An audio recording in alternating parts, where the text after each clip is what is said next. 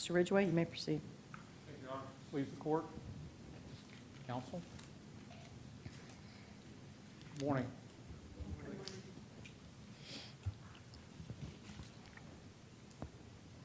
Over the last 2 days, you've heard a lot of testimony about Markeith Loyd, his family, his upbringing, things that happened to him.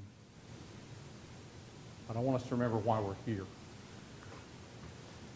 We're here because of the events that happened on this front porch that Tuesday night in December of 2016.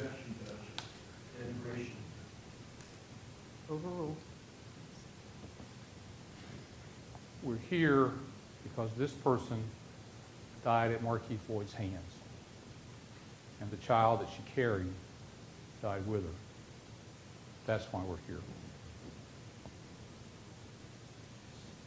We're here because of decisions that Markeith Loyd made, actions he took, and the results of those actions.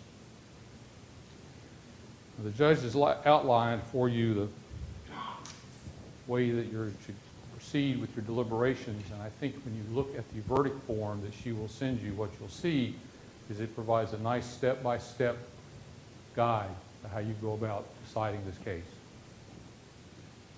This is for count 1. The one for count 2 is identical with one exception.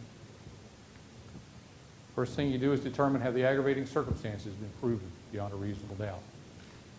Well, let's talk about that briefly. Was the defendant on parole or probation for a felony offense?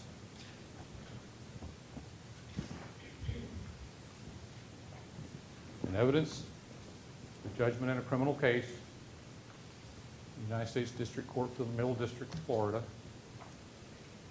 Markeith Loyd was convicted of a felony. And how do we know that this Markeith Loyd that's convicted here is the Markeith Loyd in the courtroom? If you have his driver's license picture, on it, it has his date of birth, and on the second page, it has his social security number, both of which are at the bottom of this form here. So it is Markeith Loyd who was convicted and on probation and required to report, and was on that probation on December 13th, 2016. That has been proven beyond any doubt. The second aggravating factor for both counts is the fact that the defendant had previously been convicted of a violent felony.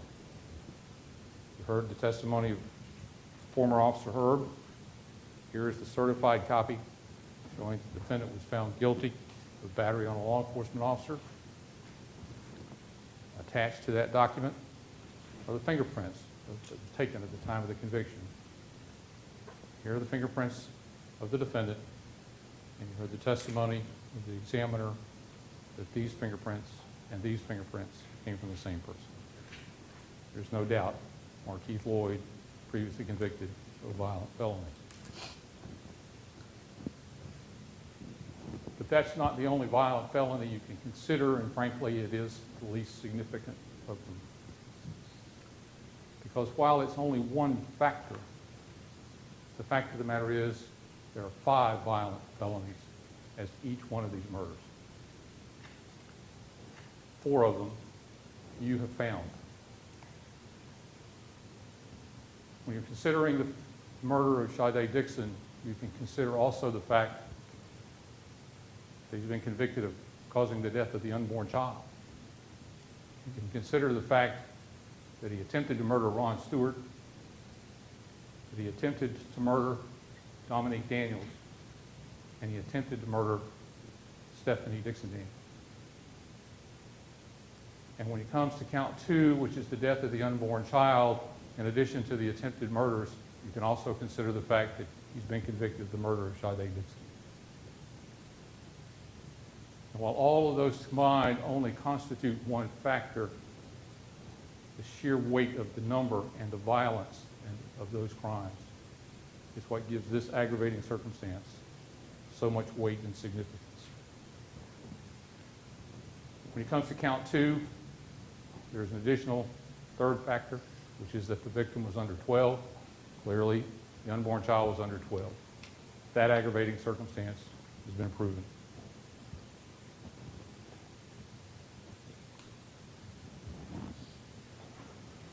The second step, as outlined in the verdict form, is that after you have determined that the aggravating circumstances have been proven beyond a reasonable doubt, is to decide, looking just at these factors alone, would it warrant the possibility of a death sentence? I'm going to come back to talking about that one kind of at the end. The third step you're to do is to decide what mitigating factors or circumstances have been established. First of all, I want to talk about something that's not a mitigating circumstance. I think you all should acknowledge that if you look back at the family of Markeith Loyd and his friends who are here and who testified, that you've got to have some sympathy for those people. It would be wrong if you didn't. But the judge is going to tell you this is one of those other things that you have to set aside. I think you should acknowledge it. Say, yeah, I feel sorry for that family. They shouldn't have to be here. But okay, now I'm going to have to set that aside and determine the mitigating circumstances. Not only is it the law, but it's a certain amount of common sense. Undoubtedly, that family is in pain. They have been, they will be. But not because of what I've done, or the judge has done, or because of what you do, but because of what he did. And to use pain that he caused in his favor makes no sense at all. That's not a mitigating circumstance.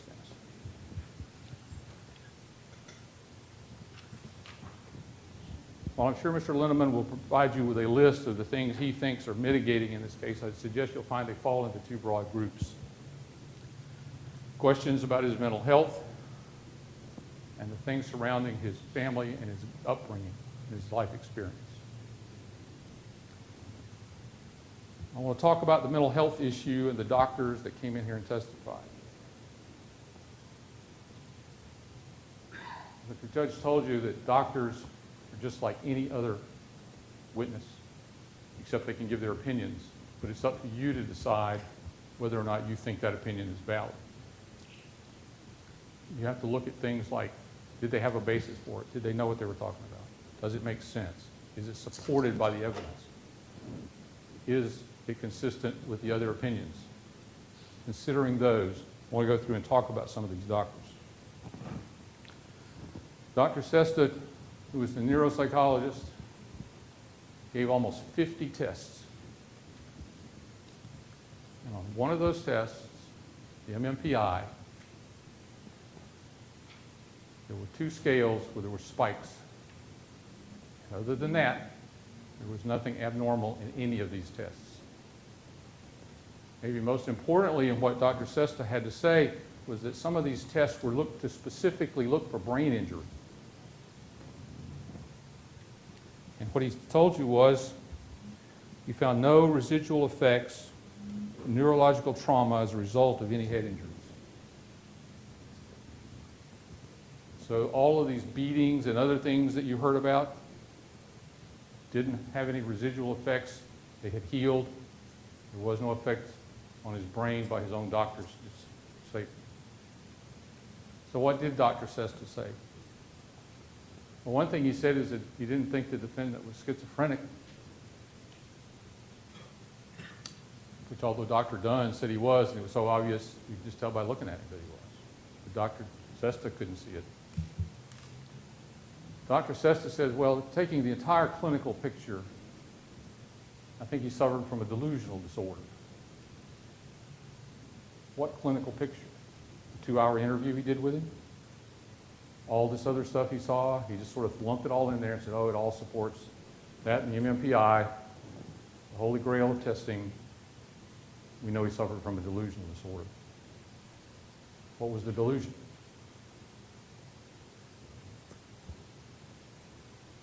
Didn't say.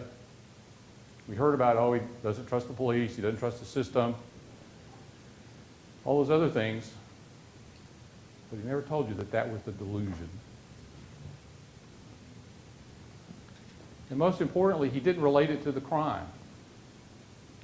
He didn't say, hadn't have an opinion as to what extent any of this had to do with the crime for which the defendant has been convicted. He didn't draw a connection between whatever his opinion was and what Markeith Loyd did. Then Dr. Campbell was hired to look for PTSD. Shouldn't come as any surprise, he found PTSD. Well, what was this traumatic event that caused this trauma to Markeith Loyd so that he was being so affected by it that night? We talked to you about this kidnapping and this beating that he suffered. Beating which, by the way, Dr. Sade said no physical effects to his brain. But you heard a lot about that. But what did we hear about it? What we heard was what people said Markeith Loyd told them. We heard some family members say that he told them he'd been held hostage for 2 days. Well, Dr. Campbell, it was 4 hours. Some of the witnesses said he was just walking down the street and they were jumped. Other doctors said, I think it was Dr. Dunn said, well, he said that they were looking at a car. They were going to steal a car. These guys recruited him to go steal a car. They went to go steal a car, and it turned out it belonged to this big deal drug dealer, and he did it.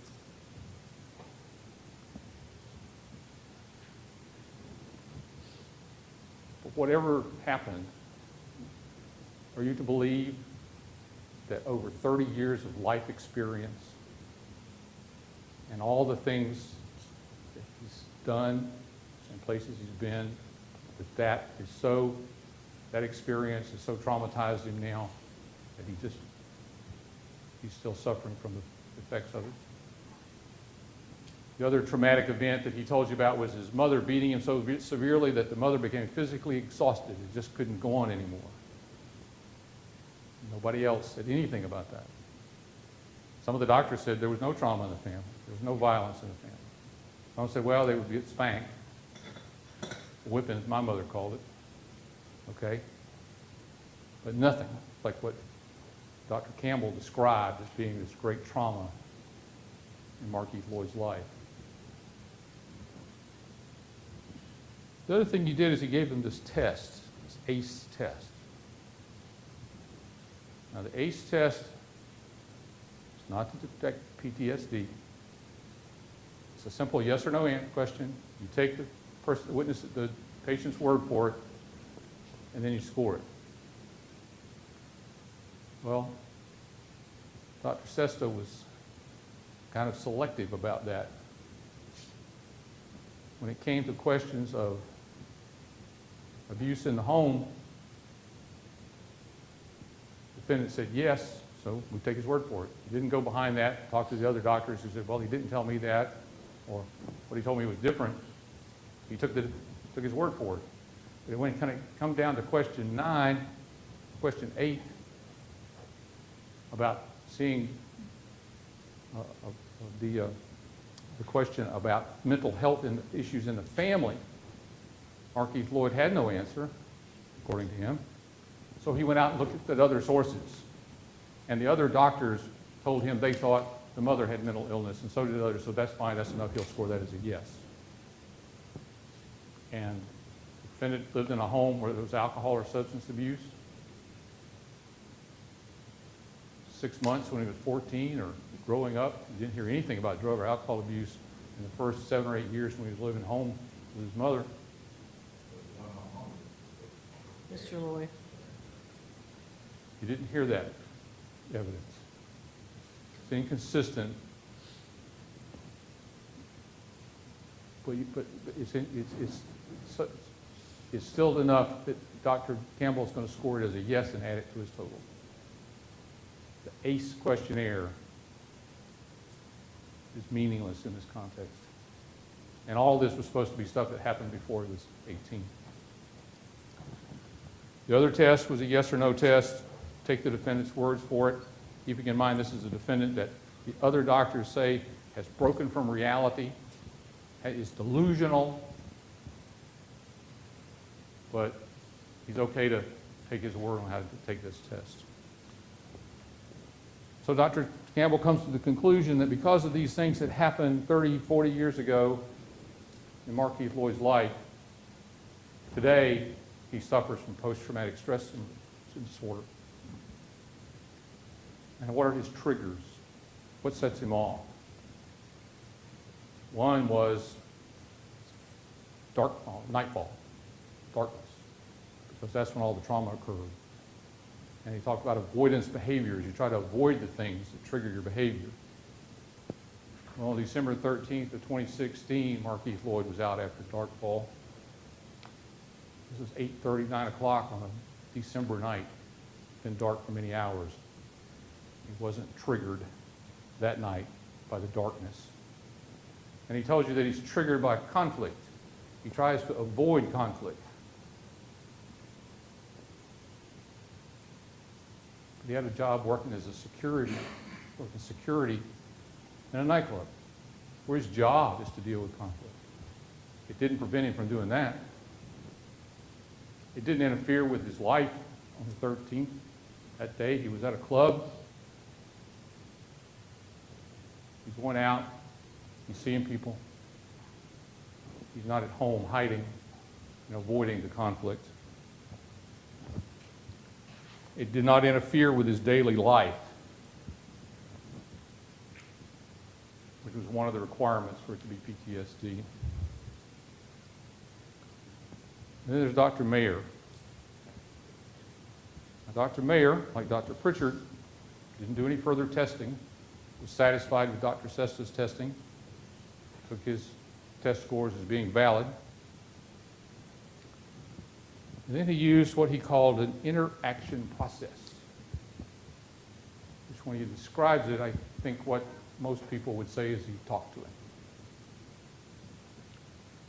And after doing that, he comes to the conclusion, oh, he suffers a delusional disorder, he's psychotic, he broke from reality, he's not in touch with the real world.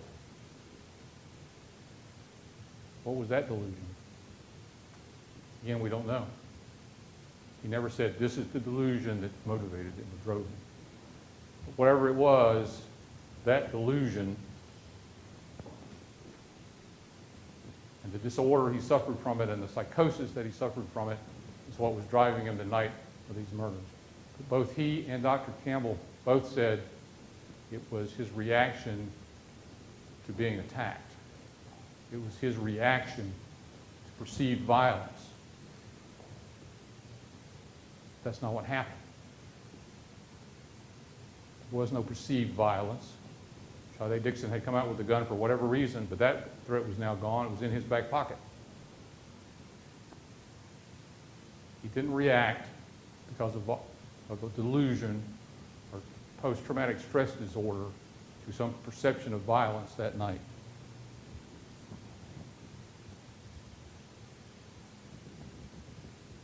He told you that the defendant's beliefs about eating meat, smoking marijuana when she's pregnant, and things like that were not delusions. Well, that was the source of his conflict with Sade Dixon, not violence, not trauma. It didn't have anything to do with delusions.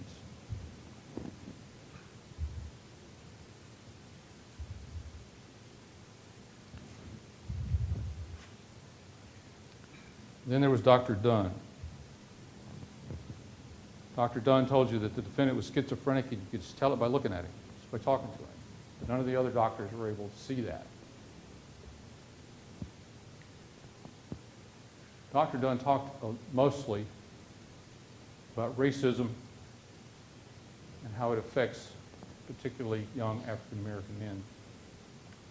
I'm not here going to stand up here for 1 second and suggest to you that there's anything but the whole truth right here. Dr. Pritchard told you. He sees it. It's a common phenomenon. It's present. And there's no excuse for it. But what does that have to do with his murder? Even Dr. Dunn had to tell you it didn't have anything to do with it. There's no connection between those events and what he did. And all of those doctors had one thing in common. They primarily testify for defense attorneys. Dr. Sade even keeps count. In the last 10 years, having testified over 100 times, only 3 times he testified for the state. Dr. Mayer said predominantly he testifies for the defense. Dr. Dunn told you he testifies exclusively for the defense.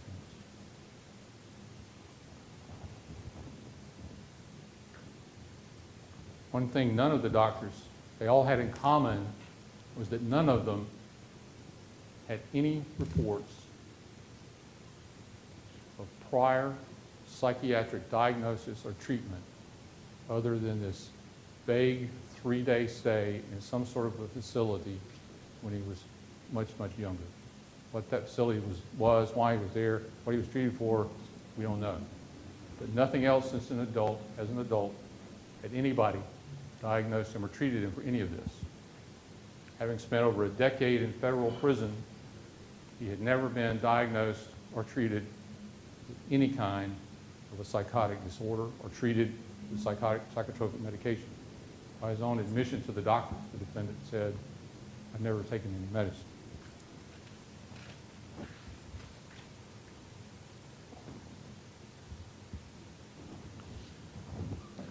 Then there was Dr. Pritchard.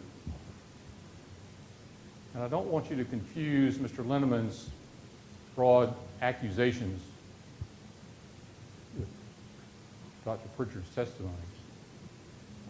Mr. Linneman made a big deal. Dr. Pritchard, you ride the circuit on the coattails of the prosecutors, giving them what they want, making your living from it. What evidence was there of that? What Dr. Pritchard told you is, I testify for both sides.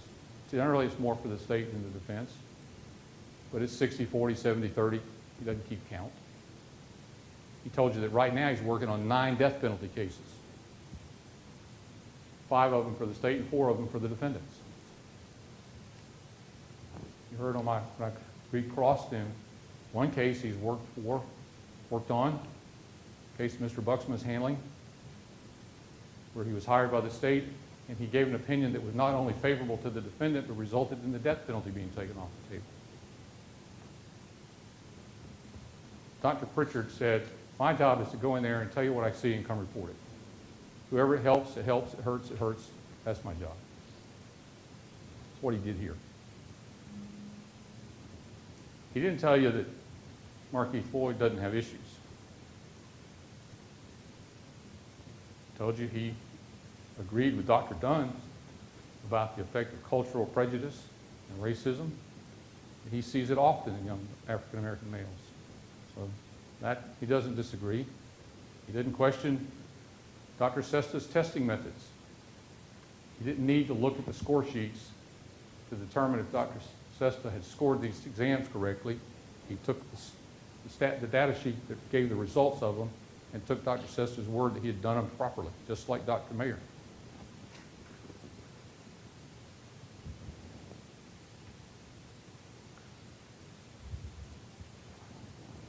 Where he differs is a question of degree. Does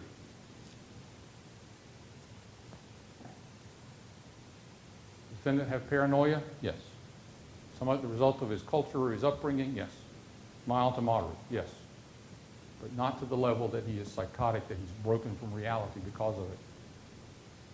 Is he narcissistic? Self-important? Yes.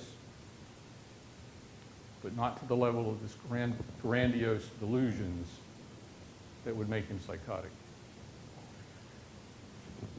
When you look at everything that you know about this defendant, including the things of his family life and his background, everything you know about his history,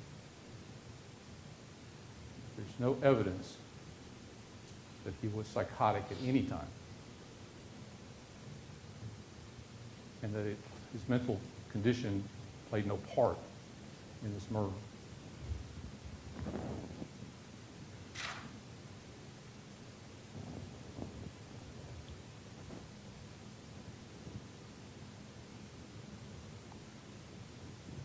I'll have to take that back. Dr. Dunn told you, although it wasn't his main concern, but he said this defendant has control issues. He wants to control people, and especially women.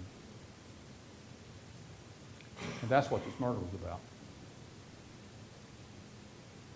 You consider all the circumstances surrounding the crime and weighing these aggravators, you have to consider that it wasn't that Markeith Loyd lost control that night, but not of himself, but of Sade Dixon. She wasn't going to do what he told her to do. Accept his lifestyle, accept his rules. She wasn't going to do it. So let me come to the defendant's background and his family. I'm not going to stand up here and tell you he had a wonderful childhood. Obviously, there were difficult circumstances for that family, but it was the same circumstances every other member in that family faced. Clearly, the testimony of the people who, his family and friends that have dealt with him since he's released from prison, and even the videos that his daughter showed you of his interaction with his granddaughter show, he has a family. He knows how to behave in a family. He knows how to interact with people. He has the ability to control himself.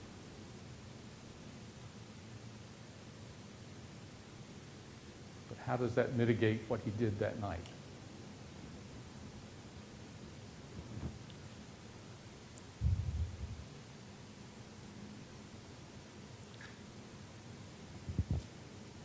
So after you go through and you consider the mitigating circumstances and what they are, you weigh them one against the other. And here, the instructions from Judge Marquez are of no help to you, because the law does not say how you should weigh them. That is a decision you have to decide for yourself. First, at step 2, do the aggravating circumstances alone warrant the possibility of a death penalty? And finally, when you weigh the aggravators and the mitigators against each other, which is outweighed? It's not counting 2 here, 15 here. It's not how many they are. It's how significant or how important they are.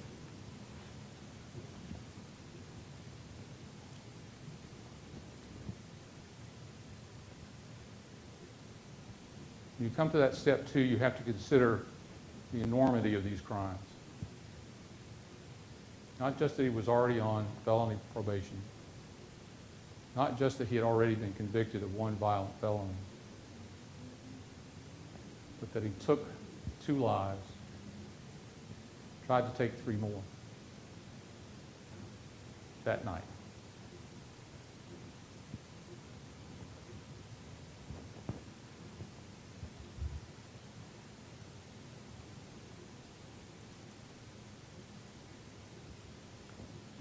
We don't send you back to 12 cubicles where you each fill out your verdict. We send you back to a room with a table where you sit, you discuss, and you consider. But then when it comes time to vote, you do have to vote individually.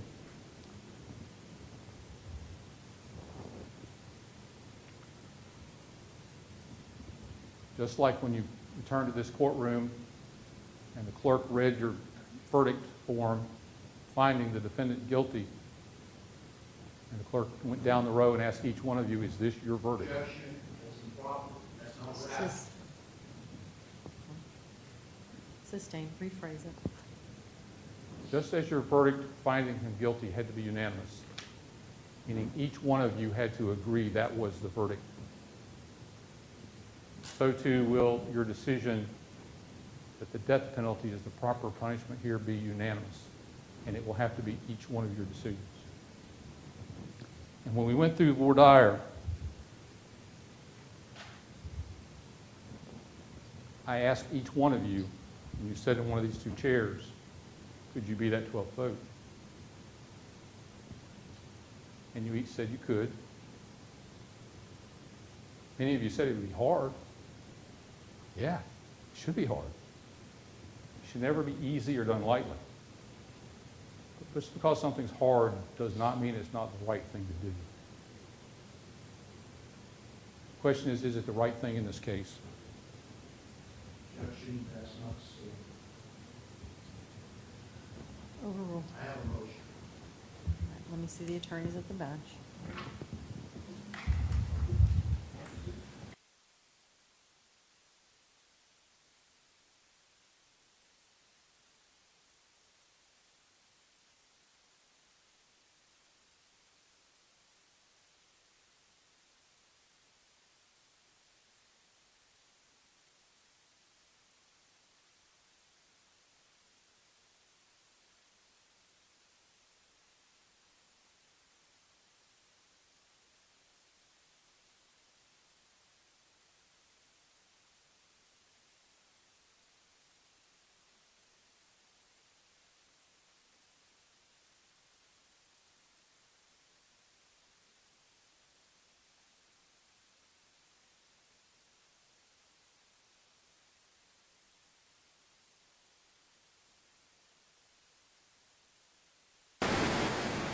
Right. Ladies and gentlemen, I would remind you of two things. What the attorneys say during closing is not evidence, and it's not your instruction on the law. The law is the instructions that I've read to you all and given to you in writing, and you are to follow those in reaching a verdict in this case. All right, you may proceed, Mr. Ridgway. After you've found the aggravating circumstances and determined the mitigating circumstances, and you've weighed them one against the other, and you find that the aggravating circumstances do outweigh the mitigating circumstances, you still have to decide that the death penalty is the proper sentence in this case. And the question then becomes for you, is this that case? So why should you?